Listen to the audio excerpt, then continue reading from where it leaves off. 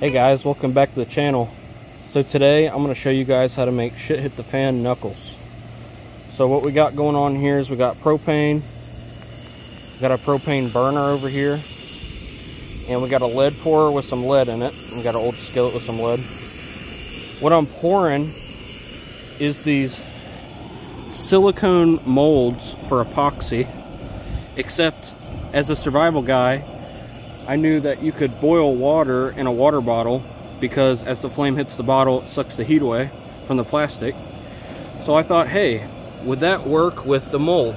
So I put this pan here, I leveled it, and I put those that knuckle mold in there with some water, low enough that it's not going to go over the mold, but high enough that it will cool the mold instantly.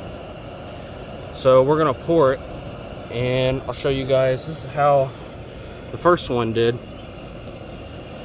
and this is the mold that I used, and you can see it's perfectly fine.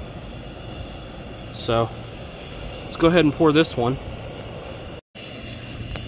Alright, so just for safety, we got our water nearby. Let's see if our, looks like our lead is melted. Let's go ahead and turn off our propane. Turn that off. Got gloves on.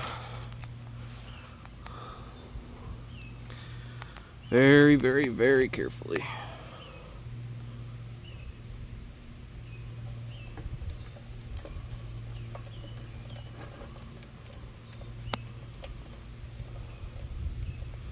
We got some extra here, so we're just going to lay that in the pot.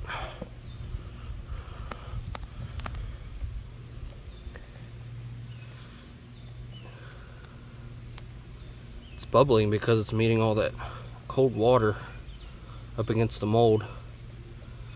I don't want to pour water directly on top of it because if you do that with melted metal, it can explode. So this is just something I wanted to see if it worked, and it works really well. And by the way, these molds are like from China, and they're literally $10 a piece. Like I said, this was the first one right here.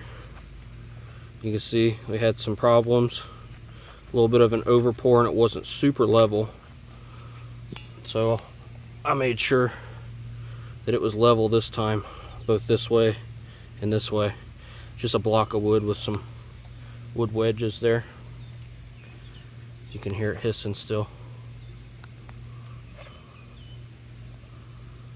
Alright, it looks somewhat cool enough. Let's take our tapper stick, solid. Let's go ahead and pour some water over it.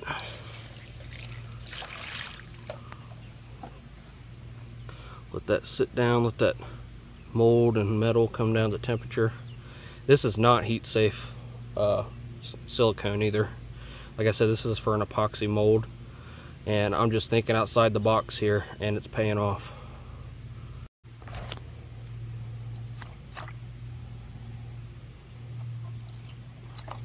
As you can see, there's the mold on this side, the lead knuckles in there. Oh, that's cool. Make sure that mold's nice and cooled off here. So here's the mold. And I chose to use lead for this because lead would be the most accessible thing. You could take these off of tires. You could take apart bullets if you had to. Look at that.